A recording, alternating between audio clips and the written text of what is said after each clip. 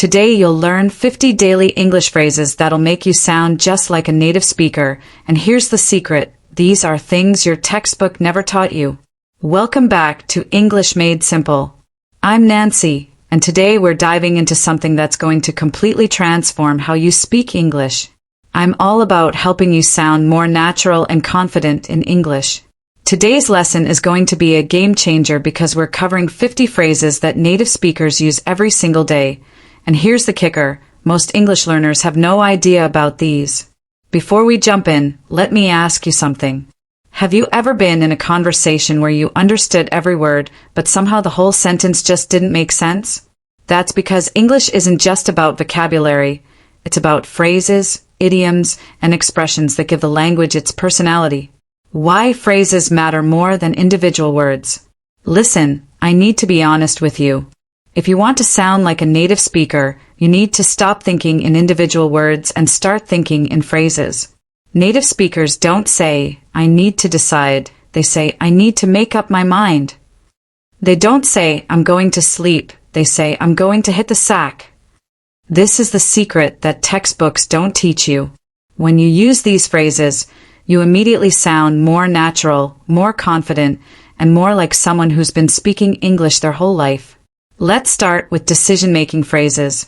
Number 1. Make up your mind. Instead of saying, "Please decide," say, "Please make up your mind." This is so much more natural. The phrase literally means to reach a decision after thinking about it. You can use it for yourself. "I can't make up my mind between pizza and pasta," or when talking to others, "You need to make up your mind about college applications." Native speakers use this phrase constantly when talking about choices, especially when someone is taking too long to decide. You can also say, "I've made up my mind," when you finally decided something. The tone can be neutral, frustrated, or encouraging depending on the situation. Number 2. The ball is in your court. This comes from tennis, but we use it to mean it's your decision or it's your turn to act. Instead of saying, "You need to decide now," try, "Well, the ball is in your court." It sounds so much more sophisticated. This phrase is perfect for business situations, negotiations, or when you've done your part and now it's someone else's turn to respond. For example, "I've sent you the proposal with all the details. The ball is in your court now." It's polite but also puts gentle pressure on the other person to act. You'll hear this in offices, meetings, and even casual conversations all the time. Time-related phrases that natives love. Number 1. Run out of time. Don't say, "I have no time left." Say, "I'm running out of time," or "I ran out of time." This phrase is incredibly versatile and you'll use it constantly. It works in so many situations. "Sorry I'm late," "I ran out of time at the grocery store," or "We're running out of time to finish this project," or "I ran out of time to study for the exam." Notice how we use different tenses: running out for present situations and ran out for past situations. Native speakers use this phrase multiple times every single day, especially in our busy modern life. It's much more natural than saying, "I don't have enough time," or "Time finished." Number 2. Call it a day. This means to stop working for the day, but it's expanded to mean stopping any activity. Instead of "Let's stop working," say, "Let's call it a day." It's what every native speaker says at the end of a workday. You can use it at work. "It's 6 p.m., let's call it a day." While studying, "I've been at this for hours, I'm going to call it a day." Or even during activities, "We've been hiking for 8 hours, let's call it a day." The phrase suggests that you've done enough for one day and it's time to rest. It's very common in American English and sounds professional yet casual. 5. Burn the midnight oil. This is such a beautiful phrase for working late into the night. Instead of "I worked very late," say, "I was burning the midnight oil." The phrase comes from the old days when people literally burned oil in lamps to work at night. Today we use it for any late-night work session. "I was burning the midnight oil to finish the report," or "Students burn the midnight oil during exam week." It has a slightly romantic, dedicated feeling to it, like you're really committed to getting something done. You can also say, "I'll have to burn the midnight oil tonight," when you know you'll be working late. It's much more colorful and interesting than just saying "work late." Sleep and rest phrases. Number 1. Hit the sack and 2 is hit the books. Notice the pattern here. We hit the sack, go to bed, and hit the books, study hard. These are incredibly common and show how English loves these action-packed expressions. I'm exhausted. I'm going to hit the sack sounds so much better than I'm going to bed. This phrase is casual and friendly. You'd use it with friends, family, or roommates, but probably not in formal business settings. You can also say, I hit the sack early last night, or time to hit the sack. Hit the books is perfect for students or anyone studying. Instead of I need to study, say I need to hit the books. It sounds more determined and focused. Finals are coming. Time to hit the books. Or I've been hitting the books all week for the certification exam. The phrase suggests serious, intensive studying, not just casual reading. Both phrases show that native speakers love using hit with different nouns to create colorful expressions. Social interaction phrases. Number 1. Break the ice. This is perfect for starting conversations in awkward situations or when meeting new people. Let me break the ice. I love your shirt. It's so much more natural than let me start a conversation. The phrase comes from ships breaking through ice to create a path, and we use it the same way socially, to create a path for conversation. You can use it at networking events. I'll break the ice by introducing myself. At parties, someone needs to break the ice with a new neighbor, or even in meetings, let me break the ice with a quick joke. It's especially useful when there's tension or awkwardness that needs to be dissolved. The phrase suggests you're being brave and taking the initiative in a social situation. Number 2. Pull someone's leg. This means to joke or tease someone in a friendly way, not to actually deceive them maliciously. If someone says something unbelievable, you might say, are you pulling my leg? Instead of, are you joking? The phrase is always used in a light, friendly context. For example, I told my friend I won the lottery and he said, you're pulling my leg, or stop pulling my leg. Did you really meet the celebrity? You can also use it when you're the one joking, I was just pulling your leg about the surprise party. It's important to note that this is gentle teasing, not mean-spirited lying. The tone is always playful and friendly. Number 3. Speak of the devil. Use this when someone appears right after you've been talking about them. It's friendly and shows you know English culture. For example, you're talking about your friend Sarah with someone, and suddenly Sarah walks in, you'd say, speak of the devil. It's not negative despite mentioning the devil, it's actually a warm, surprised greeting. You can also use it on the phone, we were just talking about you. Speak of the devil. It shows coincidence and is always said with a smile. Sometimes people shorten it to just speak of the devil when the person appears, or well, speak of the devil for extra emphasis. It's one of those phrases that immediately makes you sound like you've been speaking English forever. Expressing difficulty and ease phrases. Number 1. Piece of cake. Instead of very easy, say piece of cake. The exam was a piece of cake. This is what every native speaker says when something is surprisingly easy or much easier than expected. You can use it before doing something. Don't worry about the presentation. It'll be a piece of cake. Or after completing something, I thought the driving test would be hard, but it was a piece of cake. The phrase is always positive and reassuring. You might hear variations like that's a piece of cake for you when talking about someone's skills, or making dinner is a piece of cake when you have the right ingredients. It's much more colorful and engaging than just saying easy or simple. Number 2. It's not rocket science. Use this when something isn't complicated, often with a slight tone of this should be obvious. Come on, it's not rocket science, just press the red button. It's slightly sarcastic but in a fun way, not mean. You use this when someone is making something seem more difficult than it actually is, or when you want to encourage someone who thinks they can't do something.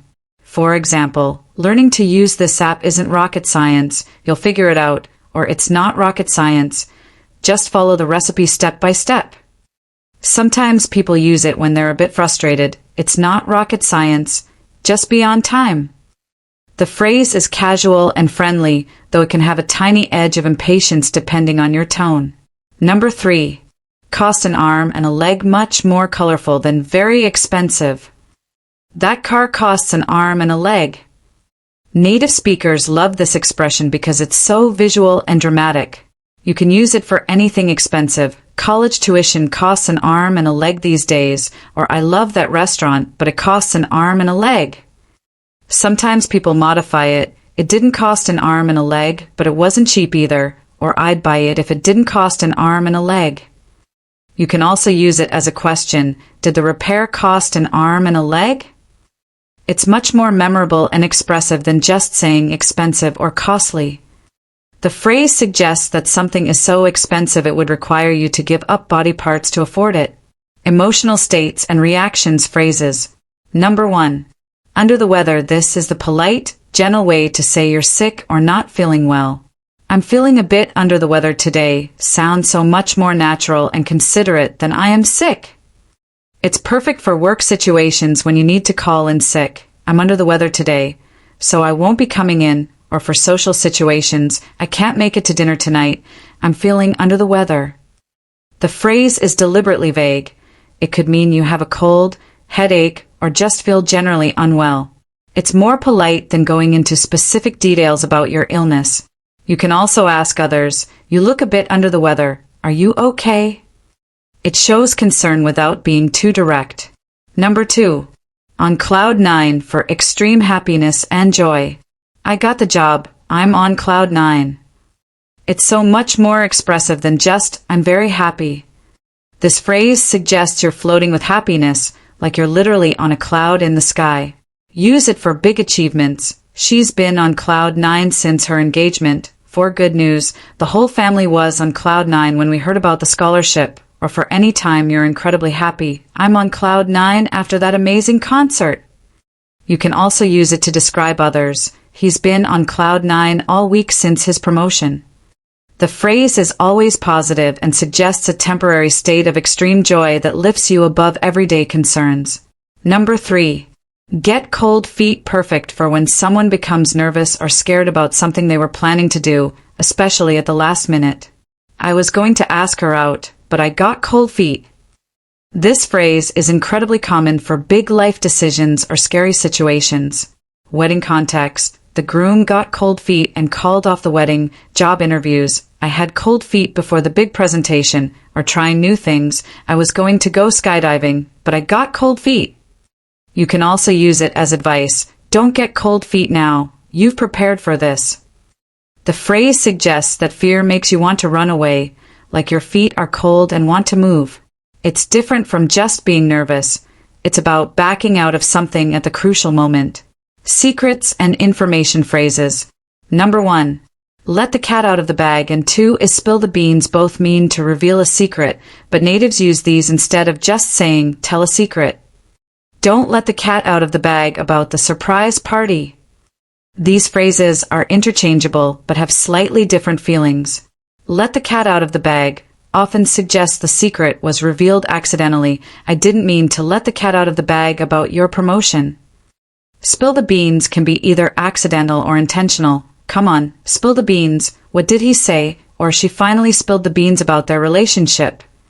You can use them in questions. Who let the cat out of the bag? Or did someone spill the beans? Both phrases are casual and friendly. You'd use them with friends, family, or in informal work situations. They're much more colorful than saying reveal the secret or tell everyone. The imagery is perfect. A cat escaping from a bag would cause chaos, just like a revealed secret, and spilled beans would scatter everywhere, just like information spreading. Problem and solution phrases. Number 1. In hot water when you're in trouble or facing problems. I'm in hot water with my boss sounds so much more natural than I have problems with my boss. The phrase suggests you're in an uncomfortable, potentially painful situation, like being in water that's too hot.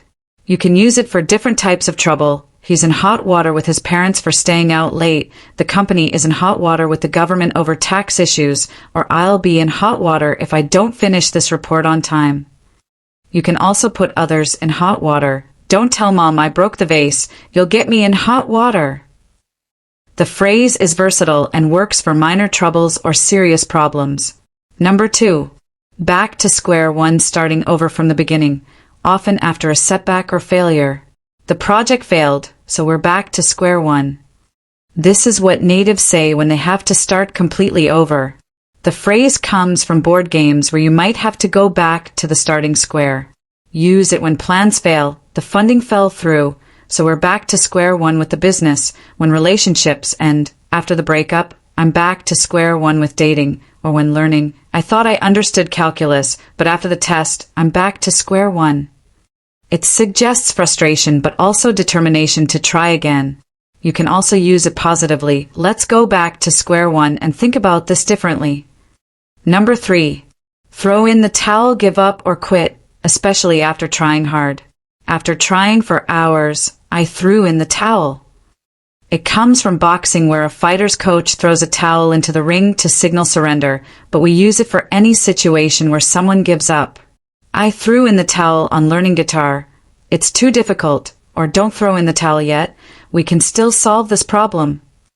You can also encourage others not to give up. I know it's hard, but don't throw in the towel. The phrase is more dramatic and colorful than just saying give up or quit.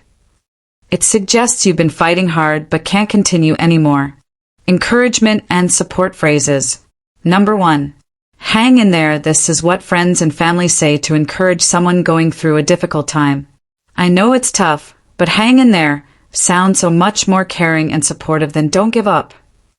The phrase creates an image of literally hanging onto something when you're about to fall, perfect for tough situations. Use it when someone is struggling. Hang in there. The semester is almost over. During illness, hang in there. You'll feel better soon. Or during job searches, I know the interviews are stressful, but hang in there. The right job will come. You can also use it for yourself. I just need to hang in there for 2 more weeks until vacation. The phrase is always encouraging and shows you believe the person can get through their difficulties. It's warmer and more personal than saying be patient or don't quit. Number 2. Keep your cool. Stay calm and composed, especially in stressful or provocative situations. I know he's being difficult, but try to keep your cool during the meeting. This phrase is incredibly useful in today's world. Use it for workplace conflicts. Keep your cool with a demanding customer. During arguments, I tried to keep my cool, but he kept pushing my buttons. Or in emergencies, everyone needs to keep their cool while we figure this out. You can also praise someone. You really kept your cool during that crisis, or give yourself credit. I'm proud that I kept my cool when she was yelling at me. The phrase suggests that losing your temper is like overheating, and keeping your cool means staying at the right temperature emotionally. Number 3. Pull yourself together. This means to calm down, regain composure, and start behaving normally after being upset, panicked, or emotional. I know you're scared about the presentation, but you need to pull yourself together. It's stronger than calm down and suggests someone has temporarily fallen apart emotionally. Use it for panic situations. Pull yourself together. We need to call 911. After breakups, I cried for days, but then I had to pull myself together and get back to work. Or before important events, pull yourself together before the job interview. You've got this. You can also use it about yourself. I need to pull myself together before I face my parents. Or after the shock wore off, I pulled myself together and made a plan. The phrase suggests gathering scattered pieces of yourself back into one organized whole. Opportunity and timing phrases. Number 1. Miss the boat. Miss an opportunity, often one that won't come again. I wanted to buy that house, but I missed the boat. Someone else got it first. Native speakers use this constantly for opportunities that have passed. The phrase comes from literally missing a boat departure, and now we use it for any missed chance. Career opportunities. I missed the boat on that promotion because I didn't apply in time. Investments. I missed the boat on Bitcoin. I should have bought it years ago. Or relationships. I think I missed the boat with Sarah. She's dating someone else now. You can also warn others. Don't miss the boat on this scholarship application. Or express regret. I feel like I missed the boat on learning languages when I was younger. The phrase always carries a sense of regret and the finality of a lost opportunity. Number 2. Very rarely, almost never. I only eat fast food once in a blue moon because I'm trying to be healthy. It's poetic and much more interesting than just saying rarely. A blue moon is actually a rare astronomical event, so the phrase means something that happens very infrequently. Use it for habits. I only drink alcohol once in a blue moon. For activities, we go to fancy restaurants once in a blue moon, or for events, my brother calls me once in a blue moon. You can also use it to describe others. She only loses her temper once in a blue moon. She's usually very calm. Or for surprising events, once in a blue moon, our boss actually gives us compliments. The phrase has a lovely, almost magical quality that makes your English sound more sophisticated and poetic. Number 3. Out of the blue unexpectedly, with no warning or preparation. He called me out of the blue after 5 years of no contact. This is so much better than just saying unexpectedly. The phrase creates an image of something appearing from a clear blue sky where you wouldn't expect anything. Use it for surprise contact. She texted me out of the blue asking if I wanted to have coffee. For sudden events, out of the blue, they offered me the job I'd given up on. Or for unexpected problems, out of the blue, my car broke down on the highway. You can also use it for good surprises. Out of the blue, I got a bonus at work. Or shocking news, out of the blue, they announced the company was closing. The phrase always suggests complete surprise, no warning signs or preparation. Work and effort phrases. Number 1. Go the extra mile, do more than expected. Put an additional effort beyond what's required. She always goes the extra mile for her customers. That's why everyone loves shopping there. Employers love hearing this phrase because it shows initiative and dedication. Use it for work situations. I'm willing to go the extra mile to get this promotion. For customer service, this company really goes the extra mile. They called to make sure I was satisfied. Or for relationships, he went the extra mile planning our anniversary dinner.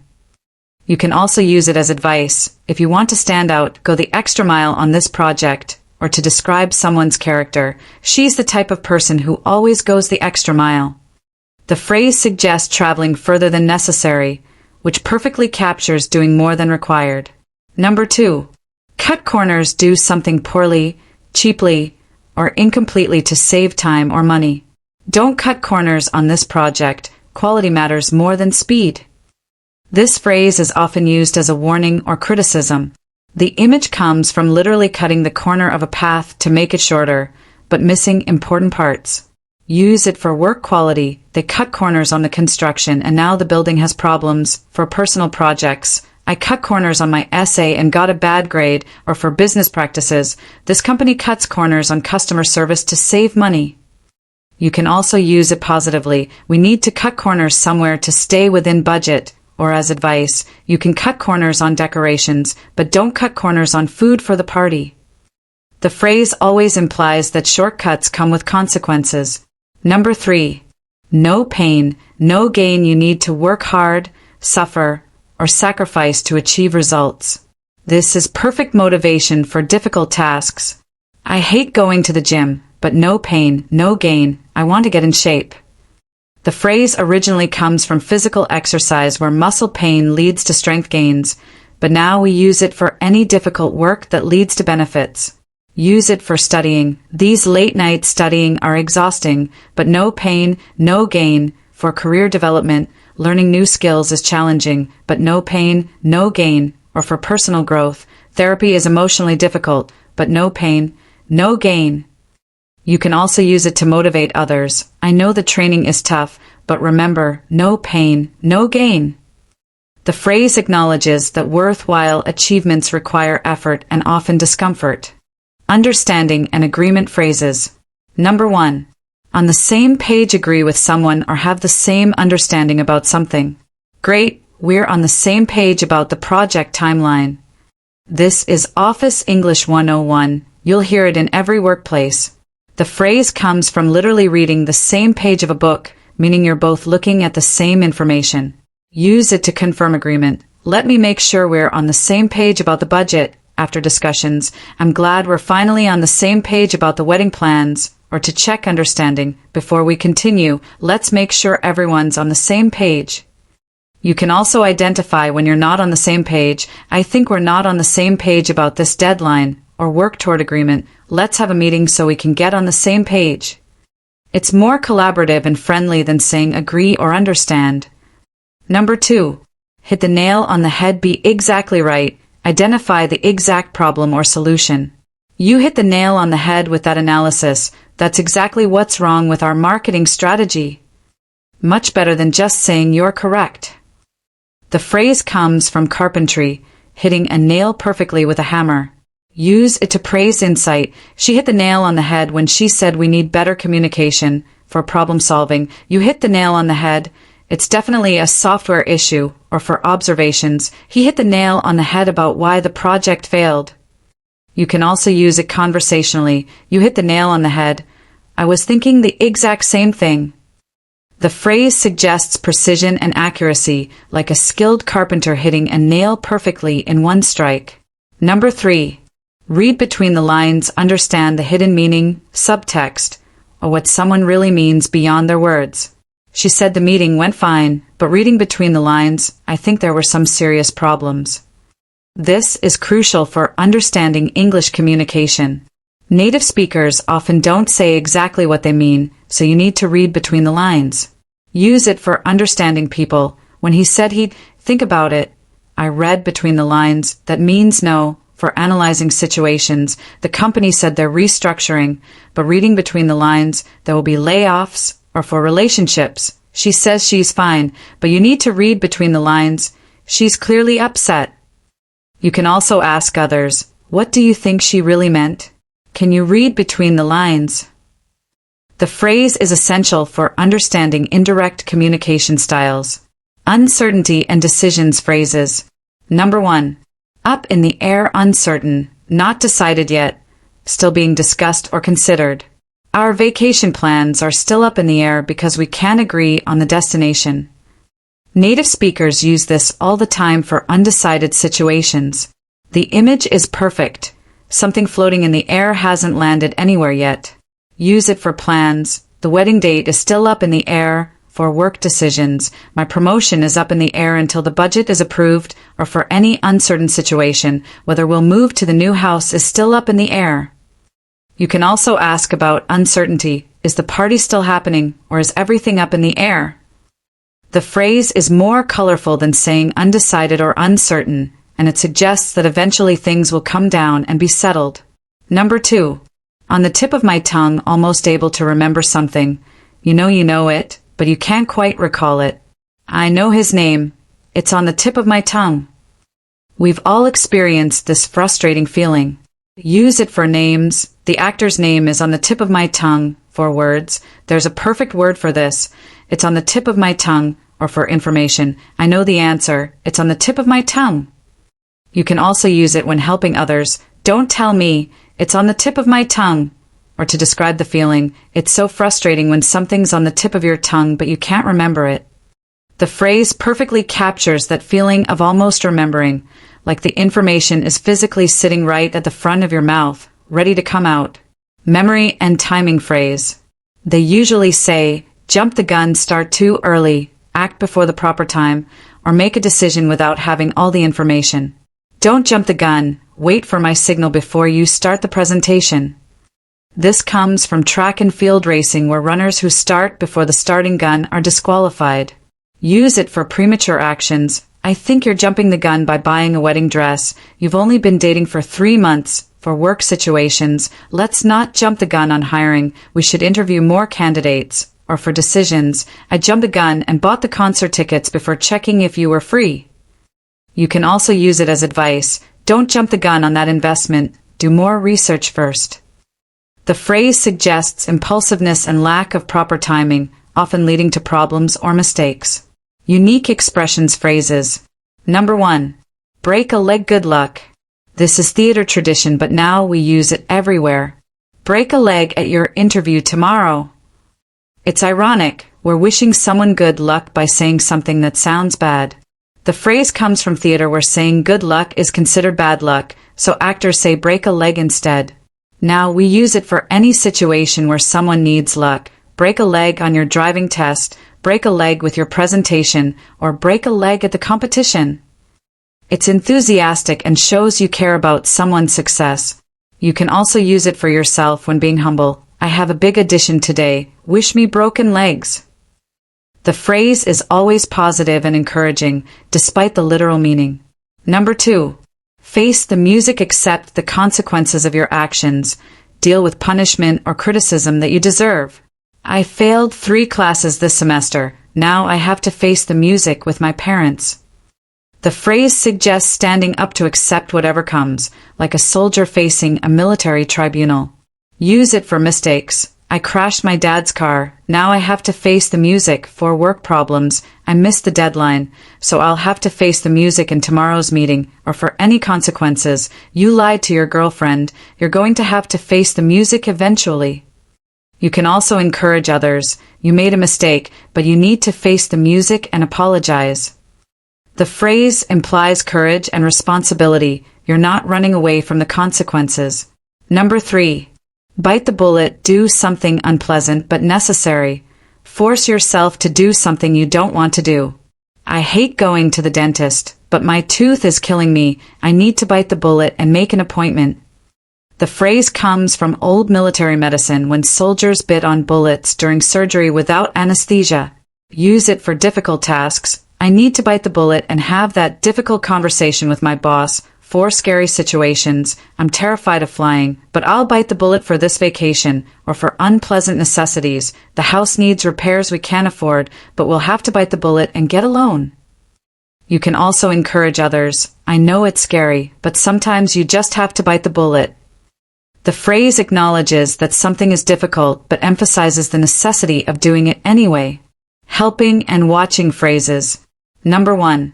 Scratch someone's back, help someone with the expectation that they'll help you in return.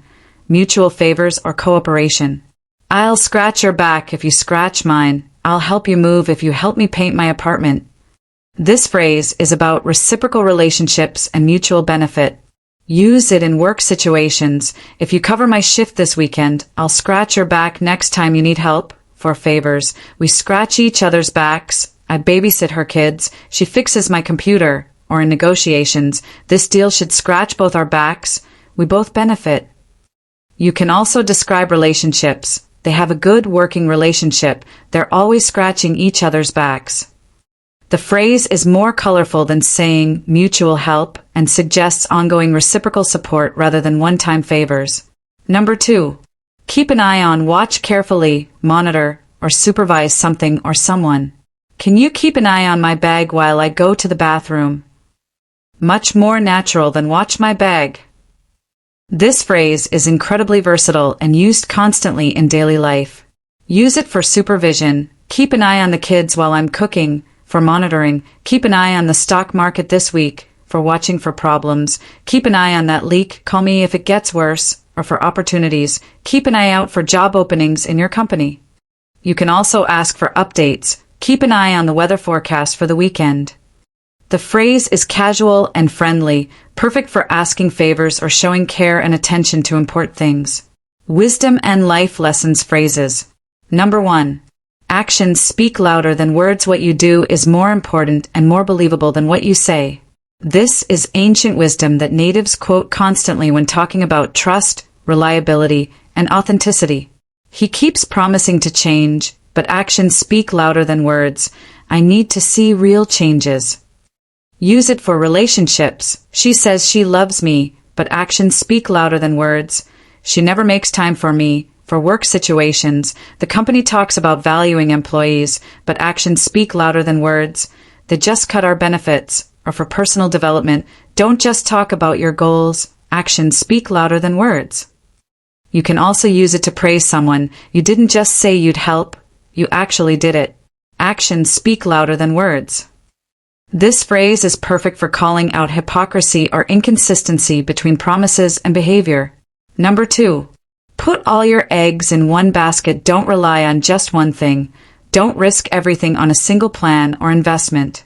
Don't put all your eggs in one basket. Apply to multiple jobs, not just one. The image is perfect. If you drop that one basket, all your eggs break. Use it for career advice. Don't put all your eggs in one basket by only developing one skill. For investments, diversify your portfolio. Don't put all your eggs in one basket. For relationships, don't put all your eggs in one basket. maintain friendships even when you're dating someone. Or for business, we need multiple revenue streams. We can't put all our eggs in one basket. You can also warn others, I think you're putting all your eggs in one basket with that startup idea. The phrase emphasizes the importance of having backup plans and spreading risk. Number 3. Kill two birds with one stone. Accomplish two things with a single action. Be efficient by solving multiple problems at once. I'll kill two birds with one stone, exercise and listen to podcasts while I walk. This phrase is all about efficiency and multitasking. Use it for time management. I'll kill two birds with one stone by grocery shopping on my way home from work. For productivity, this meeting will kill two birds with one stone, team building and project planning. For personal tasks, I'll kill two birds with one stone by visiting my mom and doing laundry at her house. You can also plan with it, how can we kill two birds with one stone and solve both problems? The phrase shows smart thinking and resourcefulness. Natives love efficiency. Number 4. A blessing in disguise. Something that seems bad at first but turns out to be good, a hidden benefit in an apparent misfortune. Losing that job was a blessing in disguise. I found something much better. This phrase helps people see the positive side of negative events. Use it for setbacks that lead to better opportunities. Missing that flight was a blessing in disguise.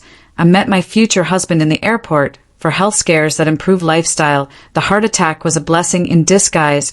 It forced him to change his diet and exercise. Or for failures that teach lessons, not getting into my first choice college was a blessing in disguise. I loved where I ended up.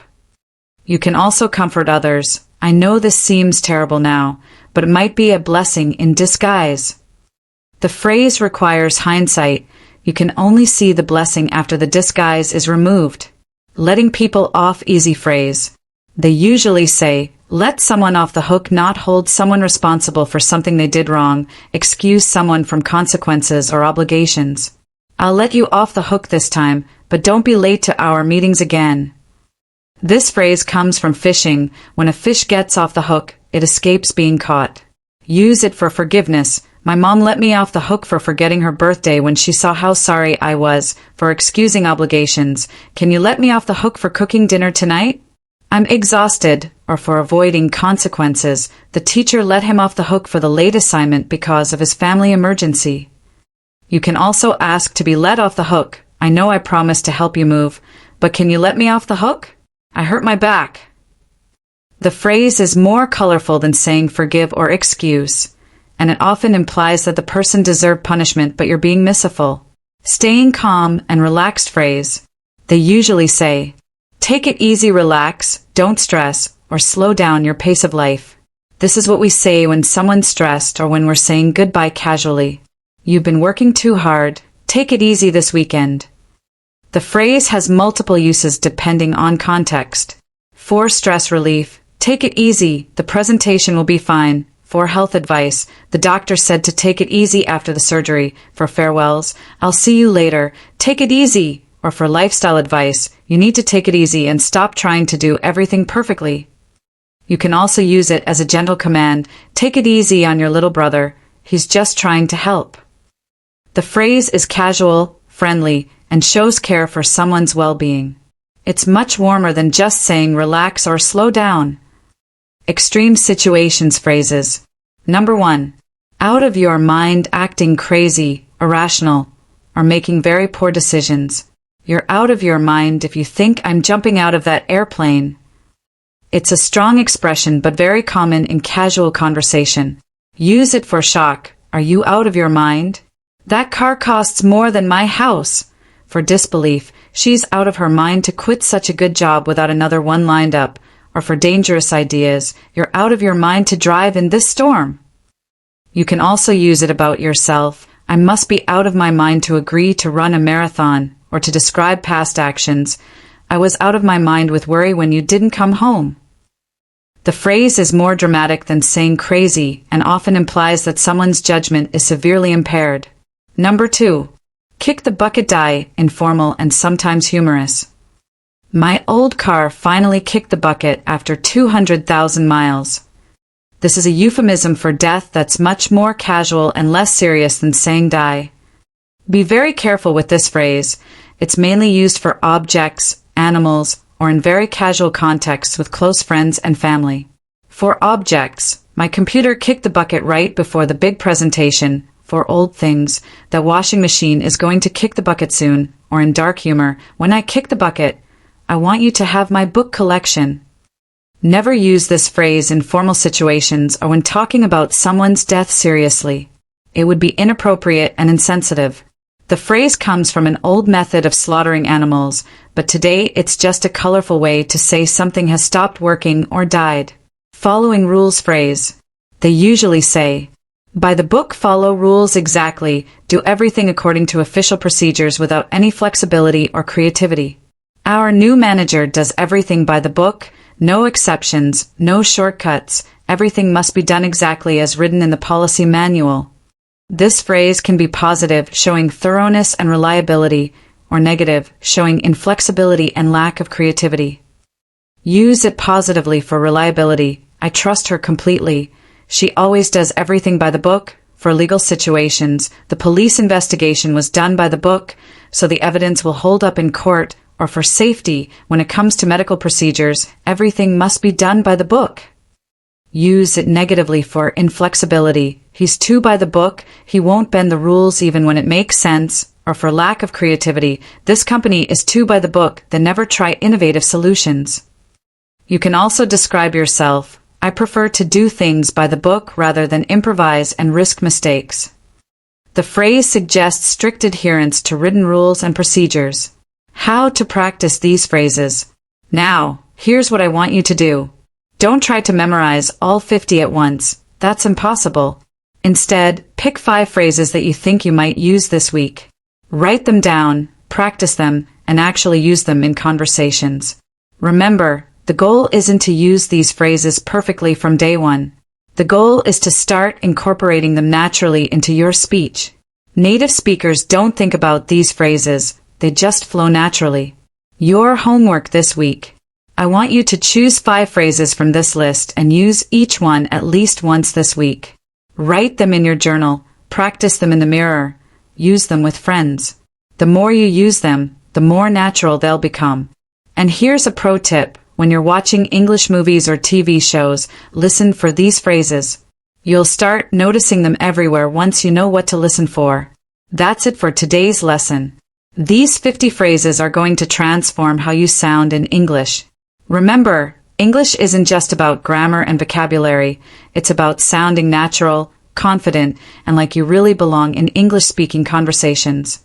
Don't forget to like this video if it helped you, subscribe for more English lessons, and hit that notification bell so you never miss new content. I'll see you in the next lesson where we'll dive into even more natural English expressions. Until then, keep practicing, keep learning, and remember, English Made Simple is here to help you every step of the way. Comment below and tell me which phrase you're most excited to start using.